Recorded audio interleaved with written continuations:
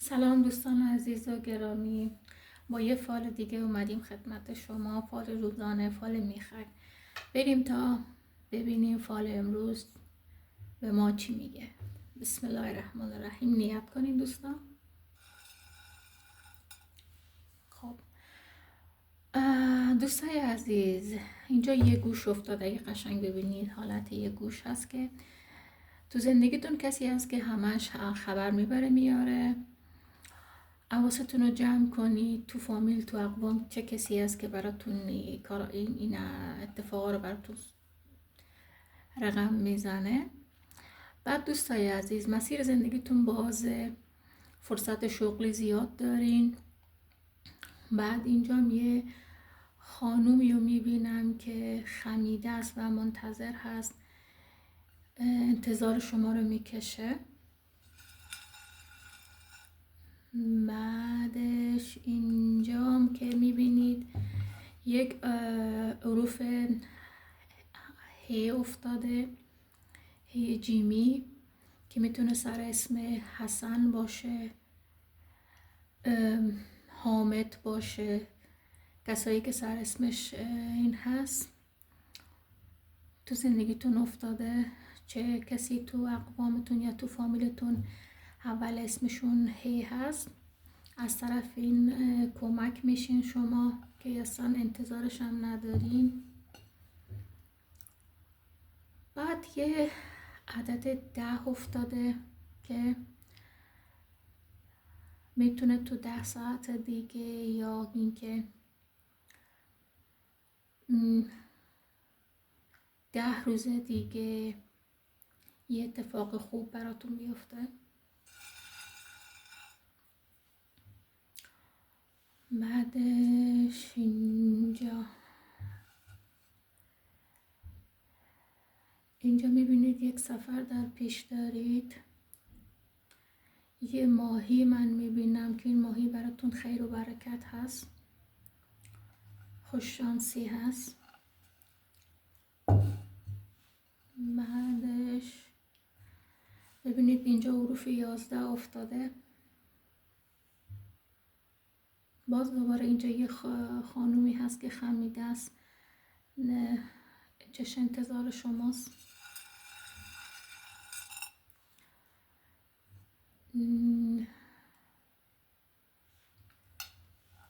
ببینید دوباره باز اینجا یک شخصی افتاده که خمیده است، منتظرتون هست. ببینید یک صورت افتاده که یه صورت میشه گفت صورت یه آقاست که خیلی ناراحته. این آقا میتونه پدرتون، برادرتون، کسی هست که از شما رنجیده و خیلی ناراحت هست.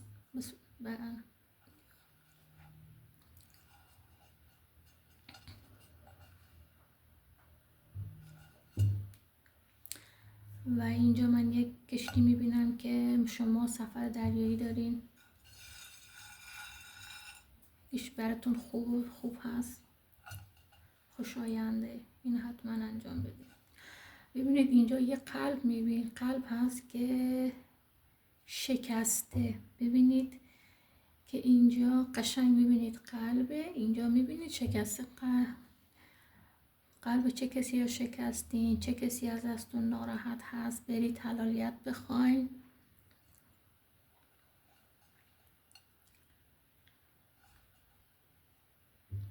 از هر طرف این که من میچرخونم همین قلبه، نگاه کنید مشخصه. اینجا هم باز دوباره نگاه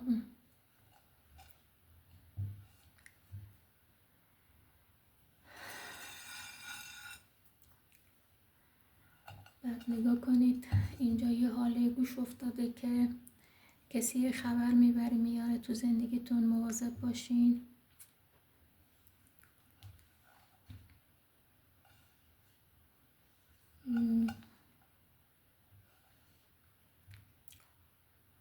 بعد دیگه دوباره اینجا یه شکلی یه حیوانی افتاده، میتونه گربه باشه، میتونه سگ باشه، که شما تو خونه حیوان دارین نگه میدارین. خیلی خوبه براتون.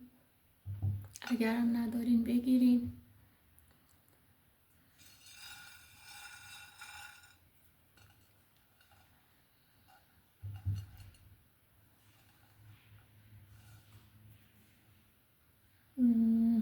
اینجا یه طوفانی میبینم که یه مشکلی هست که میاد و میگذره از زندگیتون، میاد و خیلی سریع هم از زندگیتون میره.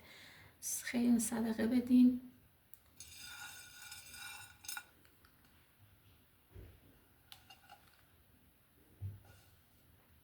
ببینید باز دوباره یه قلب اینجا افتاده.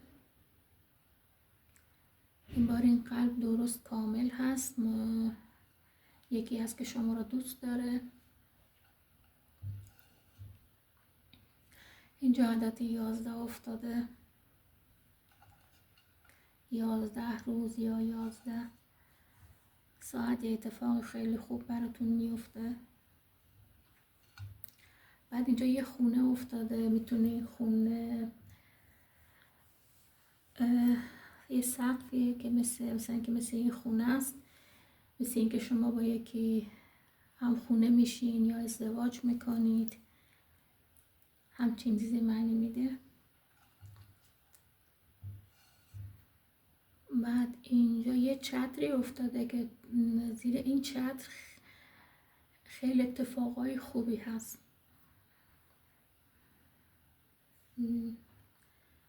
انشالله که اتفاقای خوب و قشنگ تو زندگی براتون بیافته. باز دوباره اینجا عدد 7 افتاده که این عدد 7 میتونه براتون خیلی خوشایند و خوب باشه.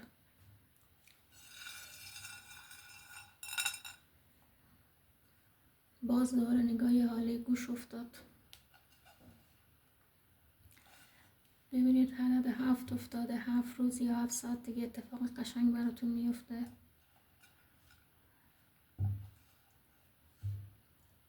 ببین یه حالت که چی میگن، یه فلشواریه، هشداریه، چیز که مواظب باشین. اگه کاری انجام میدین دقت کنید، اگه یه رفتاری هست توش با کسی تندی میکنید، تو رفتاراتون تجدید نظر کنید. ببینید باز دوباره حاله گوش افتاده. انشالله که از این فال اتفاقای خوبی براتون بیفته. بازم همین چیزایی که من میبینم، یه قلب هست، یه صورت هست، قلب شکسته است، یه صورته که ناراحت هست این صورته. بعدش 2 تا گوش رو میبینم که فالگوش وایساده، میخواد ببینه چه اتفاقی تو زندگیشون تو میفته. مواظب باش، کارایی که میکنی، برنامه‌ای که داری قبل از اینکه انجام ندادی دربارش صحبت نکن با کسی.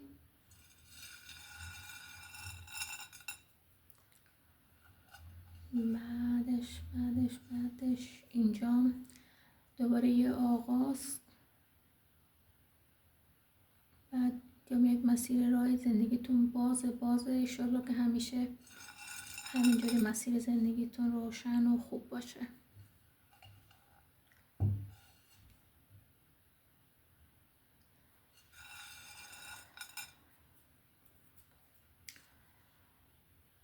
دوباره همین یه قلب شکسته افتاده و نگاه کنید. بعدش هم مسیر راهتون بازه، یه حاله گوش هست که حواستون رو جمع کنید. یکی تو فامیلتون هست که خبر میبره میاره.